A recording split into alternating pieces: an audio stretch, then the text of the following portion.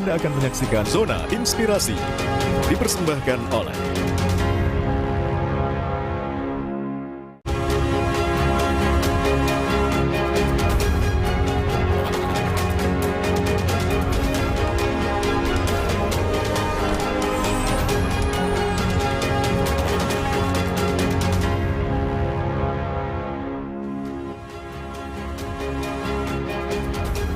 Saudara, menjadi pemimpin daerah di usia muda bukanlah hal yang mudah. Namun itulah yang dijalani oleh Renaldi, putra Andita Bupati Subang termuda di Indonesia.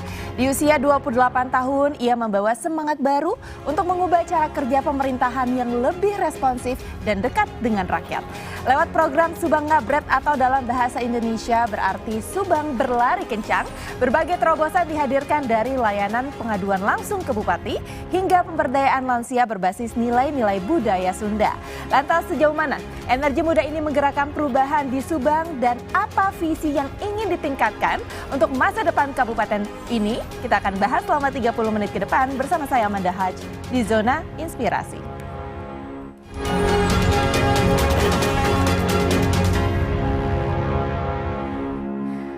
Dan untuk membahasnya di Zona Inspirasi hari ini kita sudah kedatangan Bupati Subang yaitu Kang Renaldi Putra Andita ya. Kang Ya, Rey ya. betul. Biasa disapanya Kang Rey, betul Betul, ya? Oke, betul. apa kabar Kang? Alhamdulillah baik. Alhamdulillah sehat ya. Alhamdulillah. Oke, Kang Rey, sebelum saya jauh membahas mengenai program-program unggulan dari Pemkab Subang ini, saya mau mengenal lebih dekat dulu dong karena penasaran ya saudara mengenai kiprah politik Kang Rey sendiri yang bisa dikatakan ini lumayan lancar gitu ya. Amin. Di usia 19 tahun ini beliau terjun di dunia politik. Betul. Di usia 22 tahun beliau terpilih sebagai anggota DPRD dan bahkan di 28 tahun saat ini usianya ya. Betul. Sudah menjadi Bupati Subang. Rahasianya apa sih Kang?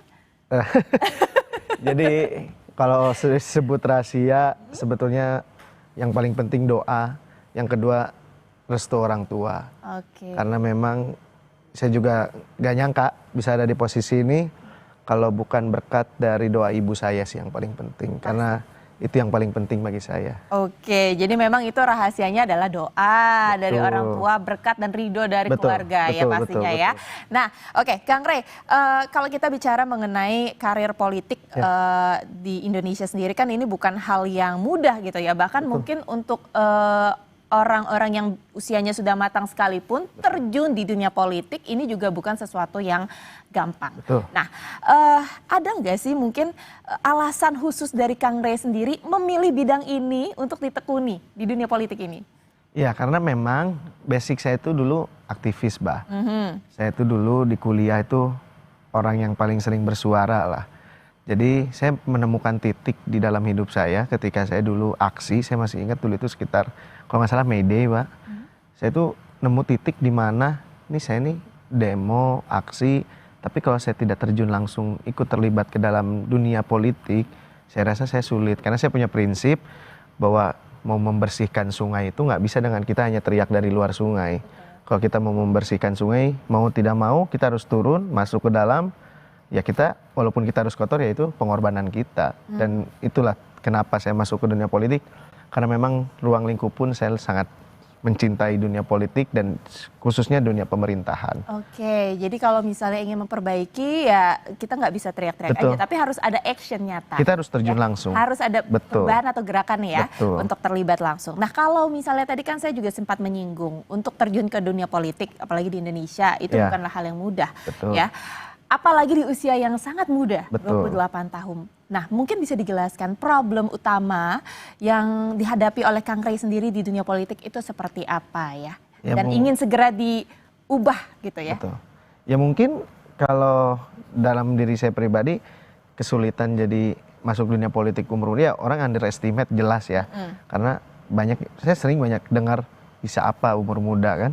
Umur 22 tahun jadi anggota Dewan Provinsi bisa apa. 28 tahun jadi bupati bisa apa. Tapi saya menjawab itu semua, menjawab setiap kritikan itu ya dengan tindakan. Bagaimana hari ini saya bisa melakukan kecepatan-kecepatan yang mungkin ketika bupati-bupati yang dulu tidak bisa melakukan itu. Saya membuat terobosan-terobosan bagaimana aduan masyarakat hari ini harus bisa ditindak hari ini, bagaimana setiap laporan dari masyarakat itu betul-betul harus disikapi dengan bijak oleh setiap pemerintahan, karena tujuan saya ke depan saya ingin melakukan penataan kembali khususnya di Kabupaten Subang.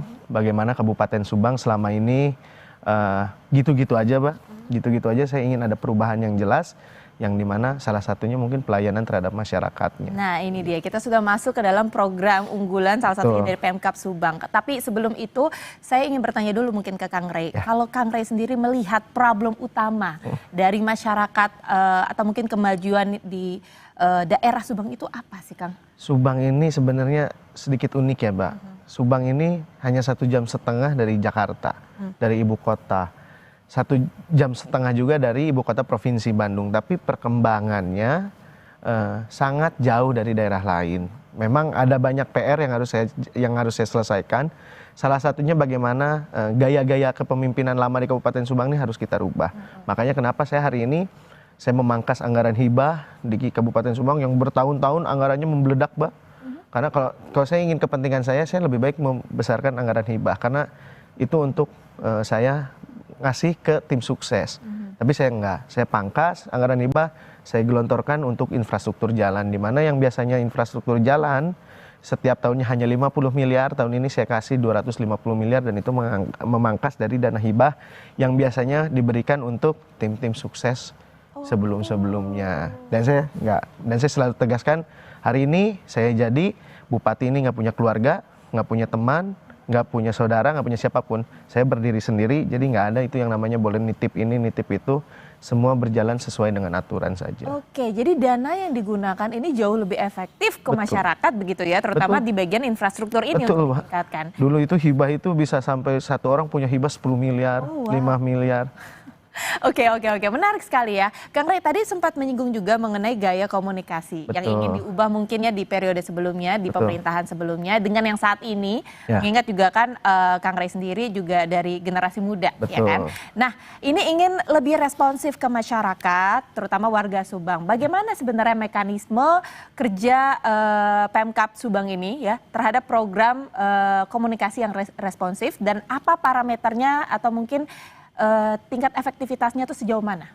Semenjak saya dilantik, setiap hari kepala OPD itu mulai 20 Februari lalu, itu setiap hari jam 7 malam pasti mantengin HP, Pak. Karena saya setiap hari itu karena saya aktif di media sosial, Instagram, TikTok, YouTube, dan lain-lain. Selain saya punya tim, saya pun memantau sendiri. Jadi saya membalas satu persatu setiap DM, komentar. Itu kalau saya tidak sempat saya yang balas, tapi admin saya pasti balas dan laporkan ke saya. Dan setiap hari laporan aduan masyarakat itu dikolektifkan, dibikin database, dikolektifkan. Jam 7 malam itu saya share di grup kepala OPD. Makanya saya setiap briefing saya sampaikan, kita nggak usah bertele-tele, kita nggak usah muluk-muluk. Program acuan setiap OPD itu dilakukan atas dasar laporan dan aduan masyarakat hari sebelumnya. Jadi OPD hari ini bekerja itu atas laporan masyarakat sebelumnya. Sehingga kita nggak usah bertele, karena pemerintahan itu kan selama ini, mohon maaf ya Mbak, mungkin kadang bikin ini dulu, perencanaannya birokrasi bertele-tele, itu saya pangkas betul hari ini. Masyarakat ada yang melaporkan ada kekurangan di dinas PUPR, ya PUPR hari ini bekerja atas dasar itu. Sehingga setiap hari, Sabtu Minggu pun itu saya lakukan. Jadi semua informasi masyarakat di Kabupaten Subang hari ini melaporkan apapun bisa langsung kepada saya, nggak usah via siapa itu nggak usah. Dan nomor yang dicantumkan di setiap kecamatan itu nomor saya pribadi, bukan nomor admin. Oh wow, jadi memang Pemkab Subang sendiri bekerja ini sesuai dengan fakta di lapangan, aduan dari masyarakat salah satunya ya. Nah, kalau misalnya berbicara mengenai prinsip nih Kang, yang ingin dipegang sebagai seorang kepala daerah agar bisa menjadi pemimpin yang baik ini apa? Ya, yang pertama integritas ya. Ini karena saya hari ini jadi bupati, sebetulnya ini sekalian saya sampaikan, saya jadi bupati itu sebelumnya saya anggota Dewan Provinsi, Pak. Dan saya jadi bupati ini saya mundur dari Dewan Provinsi yang udah nyaman sebetulnya. Tapi saya mundur karena yaitu tujuan saya ke sini jadi bupati itu untuk merubah kabupaten saya. Dan mohon maaf mungkin urusan pribadi saya sudah selesai, sehingga saya tidak ada pikiran untuk mencari keuntungan dari bupati, sehingga ya kerjanya lillahi ta'ala, menjaga integrasi. Dan saya sampaikan ke seluruh OPD, dari pertama saya dilantik saya sampaikan kepada seluruh OPD, ketika dipimpin oleh saya itu saya tidak ingin dengar ada OPD ataupun siapapun mengatasnamakan saya, dan saya tidak bisa didekati dengan hal-hal yang mungkin sifatnya untuk kepentingan pribadi saya. Jadi integritas yang paling nomor satu, Mbak. Kang Rey, ini menarik sekali perbincangannya, masih banyak pertanyaan yang ingin saya tanyakan, tapi kita harus jeda dulu sejenak ya. Jadi saudara jangan kemana-mana, tetaplah bersama kami di Zona Inspirasi.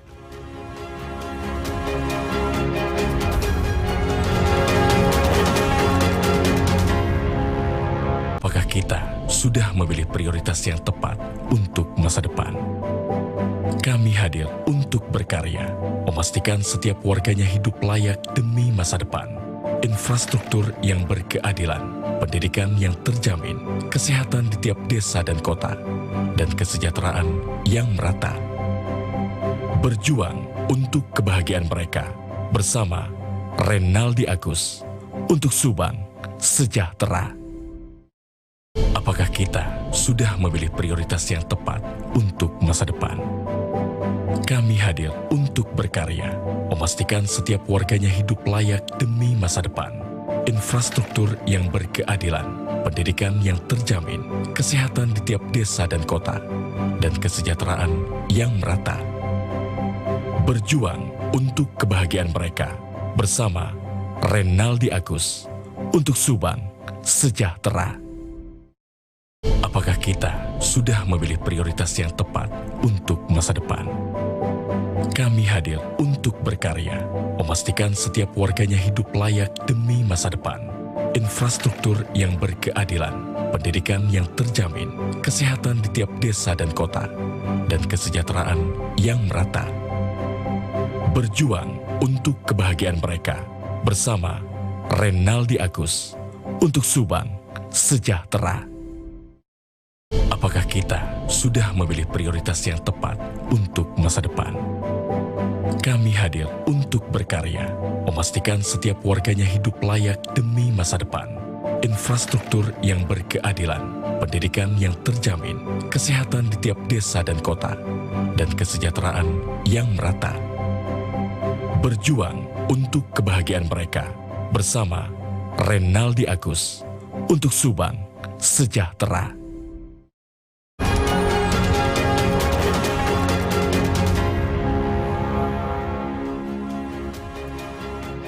Kembali lagi di Zona Inspirasi, saudara. Subang menjadi kawasan yang dinilai ini menjadi opsi pengembangan ekonomi di tanah air. Karena itu kita akan bertanya ya mengenai hal ini ke Kang Rey sendiri. Nah, kalau kita lihat memang kan lokasinya dari Subang sendiri ini sangat strategis. Betul. Ya kan? Bagaimana Anda melihat sebagai kepala daerah dalam hal ini melihat atau mewujudkan peningkatan perekonomian di Subang sendiri? Ya, jadi memang dalam tahun ini, mungkin mulai tahun ini hingga ke depannya, Kabupaten Subang ini saya rasa akan menjadi kabupaten yang luar biasa, Mbak. Karena bayangkan di satu kabupaten saja, kita punya 2 kawasan ekonomi khusus. 1 Smartpolitan, 2 Wahana Patimban. Kita didukung juga dengan pelabuhan internasional. Yang dimana nanti ekspor impor dari mobil-mobil yang ada di tanah air lewat Kabupaten Subang. Karena pabrik BYD di Subang. Sekarang juga sedang pengembangan pabrik Finfast. Dan beberapa pabrik mobil ya? Beberapa pabrik mobil listrik khususnya di Subang. Dan ini menjadi sebuah rencana nasional juga ke depannya karena pelabuhannya ada di Subang. Sehingga ke depannya, tapi juga ini menjadi PR bagi pemerintah daerah agar dengan pengembangan ekonomi yang ada di Kabupaten Subang dengan 2 kawasan ekonomi khusus, ini bagaimana kita masyarakat Kabupaten Subang jangan sampai hanya jadi penonton. Kita harus memiliki peran untuk bisa menggenjot ekonomi yang ada di lingkungan masyarakatnya sendiri. Selain ekonomi global, kita juga harus memikirkan bagaimana ekonomi di daerah kita berkembang dengan adanya 2 kawasan ekonomi khusus dengan pelabuhan dan yang lain-lainnya potensi yang luar biasa seperti itu. Nah ini masih berbicara mengenai potensi ekonomi. Kalau tadi kan kita melihatnya dari sisi lokasi yang strategis ya di Subang. Tapi kita bisa juga melihat bahwa di Subang sendiri potensi besar ada 3 mungkin ya, bidang yang bisa dikembangkan misalnya seperti pertanian, pariwisata dan industri. Nah, kalau Kang Rey sendiri melihat hal ini seperti apa dan bagaimana caranya agar ekonomi Subang ini bisa tetap berkembang tanpa hanya bertumpu pada satu bidang saja nih Kang? Itu dia, makanya saya sering bilang, kalau orang bilang Bandung diciptakan ketika Tuhan tersenyum, saya bilang tuh Subang ini diciptakan ketika Tuhan sedang tertawa-tawa, Pak. Karena apa? Pertanian kita punya, industri kita punya, pariwisata kita punya. Tidak semua daerah bisa punya 3 sektor yang sangat potensial seperti ini. Makanya di mana PR kami, pemerintah daerah ini, kita harus bisa memetakan di sebelah mana sisi pertanian yang harus kita jaga. Pariwisatanya sebelah mana, industri sebelah mana, sehingga tidak jadi campur aduk, karena 3 unsur ini kan tidak bisa jadi satu. Ini harus dikembangkan dengan wilayah pembagian wilayah-wilayah, sehingga kita tetap hari ini juga kita sedang membahas Perda RT RW, di mana pertanian, pariwisata, dan industri ini akan kita jadikan 3-tiganya sebagai sebagai daya tarik dari Kabupaten Subang, dan insya Allah 3-tiganya kita optimis 2 tahun 3 tahun ke depan ketika jalan sudah selesai semua, ketika infrastruktur dasar sudah selesai, ini 3 potensi ini akan menjadi yang terbaik yang ada di Provinsi Jawa Barat, mudah-mudahan. Amin, amin. Jadi tetap bisa terintegrasi dengan Betul. baik, tapi berkembang satu sama lain. Betul. Sehingga bisa paling tidak memakmurkan sumber daya Masyarakat yang ada di kita sana, yang ya. penting. Oke, nah kita bicara lagi mengenai program unggulan dari Pemkab Subang ini yang tadi saya juga sempat mention ya saudara, yaitu tentang Ngabret. Jadi ini adalah program Ngabret Nyaah Ka Indung. Ya. Nah ini program unggulan dari Pemkab Subang dan tidak ada di periode sebelumnya, di pemerintahan sebelumnya, dan menjadi ciri khas dari Kabupaten Subang. Boleh dijelaskan mengenai program ini, Kang Rey? Jadi sebetulnya Nyaah Ka Indung sendiri turunan dari programnya Pak Gubernur. Cuman kita mematangkan lagi dengan Ngabret Nyaah Ka Indung. Di mana sudah beberapa bulan ini dari semenjak saya dilantik, Kabupaten Subang saya menginstruksikan setiap ASN yang ada di pemerintah daerah Kabupaten Subang harus punya 1 indung asuh. Ini sebagai kepekaan kita. Karena Subang ini sudah sedikit demi sedikit sudah terkikis adat istiadatnya. Bagaimana kalau dulu kita dengan sesama itu saling mencintai, ke orang tua saling menghargai. Makanya saya ingin ASN, khususnya dimulai dari ASN dulu yang ada di Kabupaten Subang, memiliki kepekaan terhadap orang-orang tua, orang-orang yang tidak mampu yang ada di sekitarnya. Sehingga saya meluncurkan program Subang Ngabret Nyaah Ka Indung, itu tanpa APBD. Tanpa APBD? Tanpa APBD, Oke. itu pure. Setiap ASN itu, setiap bulan itu menyisihkan dari gajinya. Oke. Di luar, sebenarnya ASN sendiri kan ada potongan, 2,5% untuk zakat. Itu di luar itu. Oh. Sudah setiap bulannya ada potongan zakat, ini mereka mengeluarkan lagi infak, sodakoh, untuk 1 ASN punya 1 indung asuh. Kayak saya punya 12 ibu asuh hari ini. Oh wow. ASN di bawah-bawah yang lainnya, 1 ASN punya 1 ibu asuh. Selain untuk mementingkan keuangan, tapi saya ingin ketika, mohon maaf ya Mbak, lansia itu kan hidupnya tidak lama lagi. Setidaknya saya ingin lansia-lansia yang di Kabupaten Subang ini, mungkin ada yang anaknya sudah kemana, tapi mereka merasakan, oh saya punya orang yang sayang sama saya hari ini. Setidaknya di hari-hari masa tuanya, mereka bisa merasakan ada kecintaan dari pemerintah daerah kepada mereka. Oke, Kayak gitu. jadi sifat dari program ini sebenarnya adalah sukarela. Sukarela. Ya? Jadi mengajak kesukarelaan dari ASN, terutama yang mungkin eselon ya. Tapi sukarela saja setiap bulannya hampir 250 juta terkumpul 250 juta. untuk ibu-ibu asuh itu. Oke, ada berapa ibu asuh sih Kang yang Oh, di- sudah saat ini Itu ribuan, Mbak. asuh? Hah? Ribuan. Ribuan? Ribuan. Oh wow. Ribuan. Dan itu mungkin kadang kebanyakannya yang tidak dapat bansos, tidak dapat apapun, itu mereka masuk ke situ. Nah, apa indikator keberhasilan dari program Ngabret ini nih Kang? Saya ingin ke depannya karena banyak sekali ya lansia-lansia di Kabupaten Subang ini yang ada yang banyak laporan ke saya itu ada lansia yang sulit ke dokter, lansia yang tidak bisa makan. Ini sehingga ke depannya kesenjangan sosial, kesenjangan ekonomi ini setidaknya sedikit demi sedikit bisa diatasi dengan setiap orang tua. Lansia, kalau lansia kan sudah tidak bisa kerja, sehingga bagaimana kita ini bisa menyuplai setiap kebutuhan mereka setiap bulannya, seperti itu. Oke, jadi nggak cuma hanya materi aja yang dikasih, tapi juga perhatian, ya bentuk dukungan, Kasih terutama sayang kasih juga. sayang Betul. ya. Jadi lansia ini tidak merasa sendirian Betul, gitu ya. betul. Nah, Kang, bagaimana lantas cara pemerintah untuk memastikan bahwa semangat Ngabret ini gak hanya sebuah jargon, tapi benar-benar masuk ya ke sanubari dan benar-benar direalisasikan oleh para ASN. Tahan dulu, Kang. Kita akan temukan jawabannya saudara usai jeda, jadi tetaplah bersama kami di Zona Inspirasi.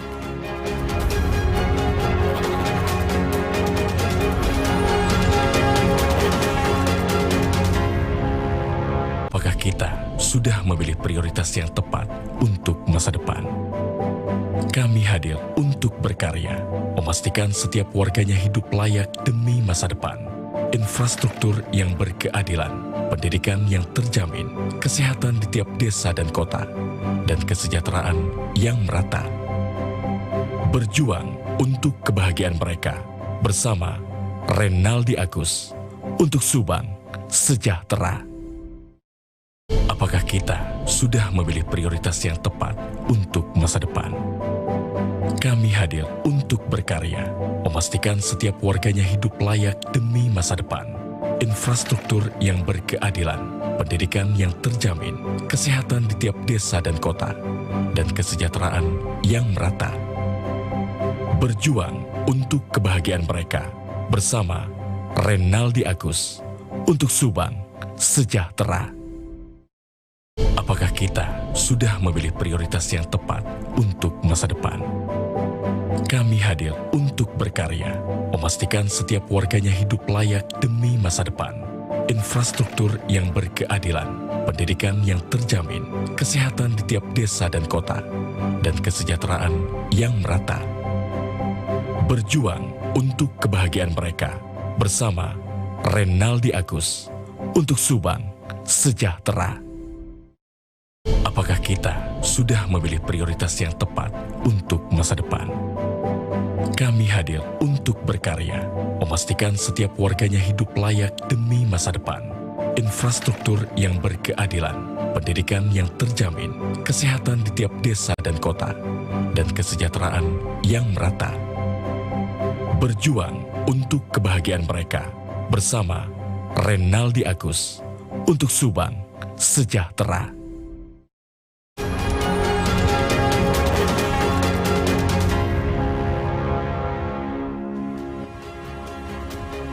Kembali lagi di Zona Inspirasi Saudara, masih bersama dengan Bupati Subang yaitu Kang Rey. Jadi tadi di segmen sebelumnya saya bertanya nih Kang, bahwa salah satu program unggulan program dari Kabupaten Subang adalah Ngabret. Betul. Nah, bagaimana caranya Kang Rey ini memastikan bahwa Ngabret itu bukan hanya sebagai sebuah jargon aja Kang, tapi benar-benar masuk ya sampai ke level pelayanan di desa dan juga kelurahan. Silakan. Ya, jadi memang Ngabret ini yang selalu saya sampaikan ke seluruh ASN, itu Ngabret ini jangan hanya jadi slogan, saya malu. Tapi bagaimana Ngabret ini bisa betul-betul diwujudkan dan dilaksanakan. Dan memang itu sekarang mungkin awalnya susah, Bah. Karena ASN kan mungkin dulunya sudah punya zona nyamannya sendiri, tapi hari ini saya gebrak. Karena saya saklek orangnya. Jadi termasuk yang saya sampaikan, yang setiap hari itu saya umumkan bahwa permasalahannya apa. Nah nanti, Bah, setiap 2 minggu sekali, itu saya umumkan ketika ada OPD yang tidak menindaklanjuti laporan masyarakat itu, saya bikin setiap 2 minggu itu OPD terbaik dan OPD terburuk. Oh, itu ada Kang? Ada, 2 minggu sekali. Dan itu saya umumkan di semua platform. Jadi biar orang tahu, oh ternyata OPD A ketika ada laporan masyarakat lama, ele-elean, atau kecamatan A ketika ada laporan ini lama, itu saya umumkan, Mbak. Biar apa? Biar punya beban moral setiap OPD itu. Dan saya akan memberikan sanksi, reward and punishment untuk mereka. Dan itu saya umumkan 2 minggu sekali. Okay. Dan juga selain itu memang saya melakukan gebrakan-gebrakan. Salah satunya mudah-mudahan di bulan September di Kabupaten Subang bikin KTP, KK dan lain-lain udah nggak perlu ke Dukcapil. Saya pangkas itu birokrasi. Karena pertama saya masuk, 1 minggu saya masuk, itu saya langsung dengar ada laporan ada pungli orang mau bikin KTP di Pintawang 150.000. Jam 10 pagi saya dapat laporan, jam 12 siang saya copot orangnya, Pak. Saya pindahkan orangnya. Dan saya ingin memangkas itu, di mana akhirnya di Kabupaten Subang mulai bulan September insya Allah membuat KTP, KK dan lain-lain itu nggak usah ke Dukcapil lagi. Tapi di setiap kecamatan saya fasilitasi mereka untuk datang membuat KTP itu tidak perlu jauh-jauh lagi datang ke Dukcapil. Oke. Ini sebagai wujud pelayanan kepada masyarakat yang cepat dan tanpa pungli. Oke, jadi bisa lebih efektif juga dan Betul. efisien secara waktu dan Karena lokasi. Subang tuh lebar, Mbak, luas, Mbak. Luas. Dari ujung ke ujung bisa 2 jam. Oke.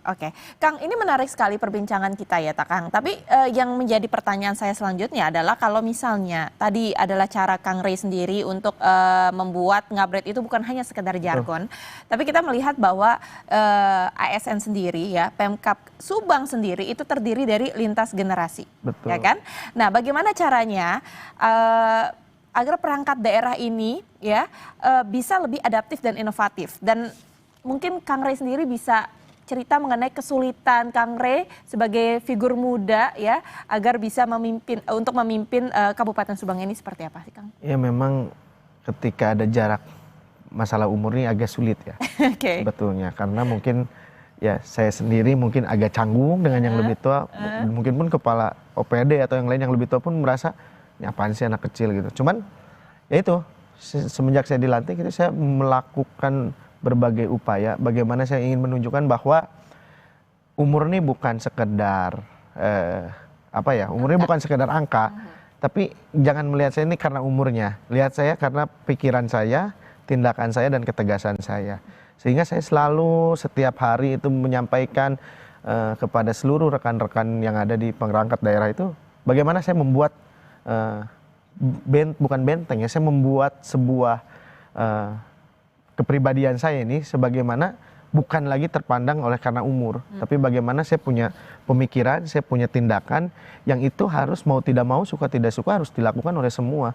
Dan sejauh ini alhamdulillah justru OPD-OPD pun mengikuti, Mbak. Justru ya sudah tidak terlihat lagi gap antara umur dan lain-lain itu tidak.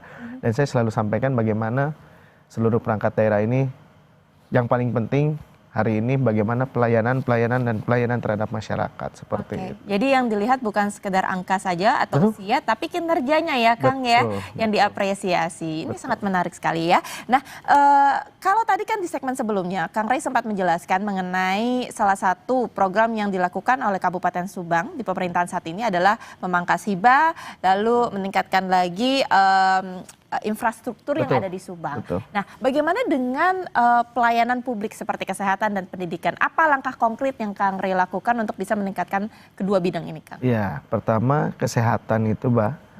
Memang di Kabupaten Subang agak sedikit ada problematika, tapi sedikit demi sedikit kita mulai menemukan solusi dan benang merahnya. Salah satunya bagaimana pelayanan, ini kedepannya saya sedang dengan Kadinkes, sedang membuat gebrakan juga dalam waktu dekat. Saya ingin pelayanan kesehatan itu tidak hanya melulu hanya tentang rumah sakit, Mbak. Tapi bagaimana memaksimalkan peran-peran puskesmas yang ada di Kabupaten Subang. Jadi saya ke depannya ini selalu menyampaikan dan sekarang sedang kita buat gebrakannya. Bagaimana nanti masyarakat kita ini ketika mempunyai keluhan penyakit, itu tidak langsung melulu perlu ke rumah sakit. Tapi bagaimana puskesmas ini bisa menyelesaikan permasalahan-permasalahan kesehatan yang ada di bawah. Karena yang jadi PR sekarang, Mbak, di Subang ini, orang itu kalau sakit itu jauh, Mbak. Ke dokternya jauh. Karena apalagi orang Pantura itu harus ke kota, itu hampir 2 jam. Tapi bagaimana peran puskesmas nih saya terus dilibatkan, maupun pendidikan. Bagaimana hari ini, ya saya tidak membanggakan karena memang buruk kita, IPM kita itu ke-24 di Jawa Barat dari 27 kabupaten kota. Jumlah rata-rata lama sekolah kita, bagaimana ini harus menjadi PR saya. Dan ini mulai sedikit demi sedikit kita lakukan gebrakan-gebrakan. Bagaimana sekarang saya menggratiskan seragam sekolah, Mbak, untuk siswa SD SMP, untuk siswa baru dulu. Saya gratiskan agar ibu-ibu mereka, orang tua mereka tidak terbebani setiap tahun ajaran baru. Dan target saya tahun depan harus bisa sudah gratis seluruhnya kelas 1 sampai 6 SD maupun kelas 1 sampai 3 SMP. Bagaimana ini setidaknya bisa meringankan ketika SPP gratis, buku sudah di cover bos, seragam juga gratis. Kita gratiskan agar betul-betul masyarakat siapapun, karena bagi saya pendidikan kesehatan itu adalah hak mutlak yang harus diterima oleh seluruh masyarakat yang ada di kabupaten. Sekali, wow, luar biasa, Kang. Mungkin sedikit saja ya jawaban dari Kang Rey sendiri ya, yang ingin dikenal sebagai bupati seperti apa oleh masyarakat, dan harapan dari Kang Rey sendiri untuk masyarakat Subang terutama ya, ke depan tuh seperti apa, Kang? Yang jelas saya ingin dikenang sebagai bupati yang bisa memberikan perubahan dan dampak positif kepada masyarakat saya. Saya tidak ingin dikenang sebagai bupati apapun itu, yang penting saya ingin dikenang sebagai bupati, oh Pak Rey ini yang bikin jalan, oh Pak Rey ini yang bikin sekolah SD SMP seragamnya gratis. Saya ingin jadi bupati yang dikenang oleh masyarakat karena kebaikan saya, bukan karena keburukan saya. Dan mungkin untuk masyarakat Kabupaten Subang, saya mohon doanya, dukungannya, karena tidak gampang, Mbak, tidak mudah, Mbak, menjadi bupati ini. Tidak semua orang suka saya. Mungkin dengan saya jadi bupati, mungkin ada beberapa orang yang kehilangan mata pencarian, Mbak. karena hibahnya saya potong, karena anggaran-anggaran yang sifatnya euforianya saya potong. Ya tapi itu semua saya lakukan demi masyarakat, sehingga saya butuh sekali dukungan dan doa dari seluruh masyarakat agar saya tetap tetap berada di jalur yang seperti hari ini. Saya tidak memikirkan kepentingan pribadi saya maupun golongan saya, yang penting kepentingan masyarakat. Amin. Kang Rey, sekali lagi terima kasih. Terima kasih. Menarik sekali perbincangannya, tapi sayang waktu kita sudah habis. Iya, sukses terus ya untuk pemerintahan Subang dan juga Amin. pasti warga Subang sendiri Amin, ya. Dan saudara, dengan semangat ngabret yang dibawa oleh pemimpin muda, pemerintah Kabupaten Subang terus bergerak cepat menjawab harapan rakyat. Dari pelayanan publik yang lebih responsif, program sosial berbasis budaya, hingga dukungan terhadap ekonomi dan generasi muda, semua menjadi bagian dari langkah menuju Subang yang lebih maju dan manusiawi. Semoga energi perubahan ini terus terjaga demi masa depan Subang yang lebih baik. Saya Manda Haj pamit undur diri dan sampai jumpa di Zona Inspirasi berikutnya. Kang.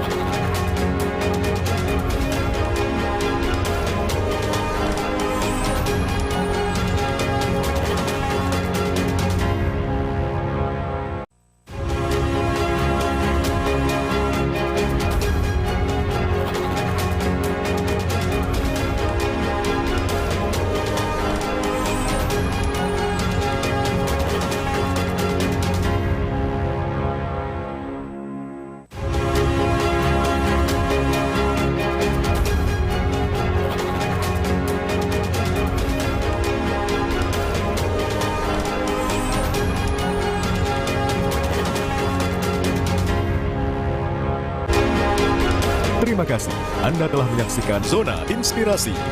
Dipersembahkan oleh